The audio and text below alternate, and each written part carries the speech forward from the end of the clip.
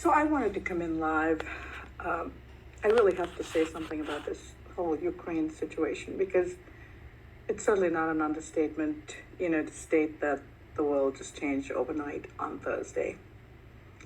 And truly, I feel that Americans aren't ready for this fight. I mean, they're not ready for the consequences of this whole thing, and they're not recognizing how crucial it is, this whole situation is. I mean, this is unprecedented, right? I mean, this is essentially World War III, as far as I see it anyhow, and I might be wrong, but this is my take on this. I mean, what we're going to be faced with is increasing bifurcation in terms of the West and the East. And even though everybody's saying right now, look, President Xi is silent on this, and China has somehow been looked upon as not initially as Putin thought, that he had this side agreement with them and that they would actually support him in terms of him not having to rely, even if the sanctions were in place, that he would be okay. But that's not the case, right? I mean, China, there's something going on here. That's really what I'm trying to say. I think there's something going on here. China is eerily silent. And we've got a lunatic, a despot who's making threats against the whole world. He's talking about some of the statements that he made, and I just actually want to read this. He just said that he just warned every country that attempts to interfere with this situation, this aggression that he has taken against an innocent nation that does not have nuclear weapons. He's stating that, if any of the NATO countries interfere, that they must recognize that they will face consequences like they have never seen before. That's a reminder of Russia's nuclear arsenal. That's a direct threat. I mean, you think at this juncture it makes sense for us to be just responding with sanctions? Sanctions are no longer, I think it's unreal that we are not actually planning to get involved and put troops on the ground to help a country that does not have nuclear weapons and is been threatened and has been invaded, an aggression taken against a sovereign nation by a man that's, I think very much in line with Stalin and not too far from Hitler.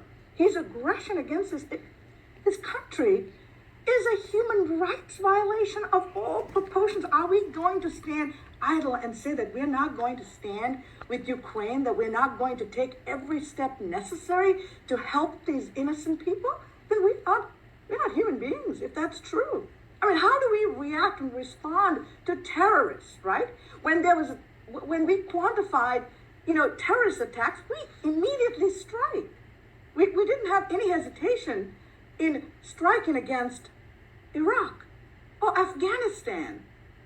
So why are we not willing to take the same stance with an innocent country that has been threatened with, they're already there, it's not a threat, but they're threatening them with nuclear, essentially wiping them off the face of the earth. They're threatening us with nuclear weapons. This man is a lunatic, and we are letting a lunatic threaten us, and we're just sitting here and all talking about sanctions. Sanctions is no longer an option. We have to act like human beings. We have to understand the plight of these people whose lives have been uprooted, and they've been,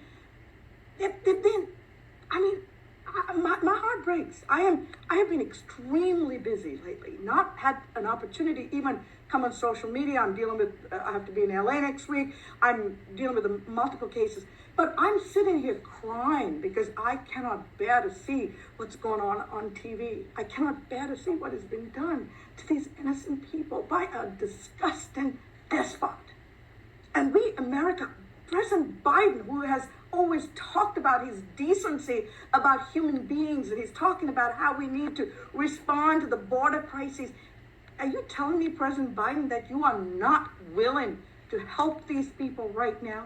And are we seriously, Americans, still fighting amongst ourselves about the importance of a Green New Deal? To hell with the Green New Deal. We should be looking for ways right now to totally be putting the Green New Deal aside and doing what is necessary to have energy supply so that we are not reliant upon this psychopath right now.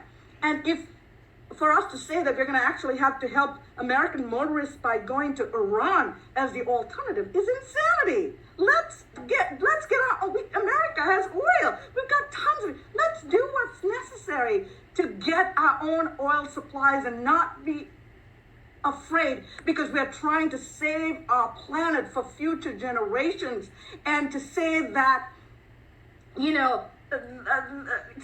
really worrying about the impact on a future generation, and so not producing, being afraid to deal with fracking and all the other things that are necessary here, and saying that we have to abide by a Green New Deal, like Kerry just said, which is insanity, when we're dealing with a despot who, with the click of a finger, could wipe out our current generation, could wipe out the earth as we know it. So who the hell cares about the future? Let's focus on what is here and now, and the fact that we are dealing with a psychopath who has invaded a sovereign nation and stands there and says we have no right to actually impose sanctions against him, that we have no right to make any threats or to get involved in his geopolitical ambitions, not just to do what he's done to Ukraine, but to do a lot worse than that, because he intends to resurrect the whole of the USSR. That should be clear.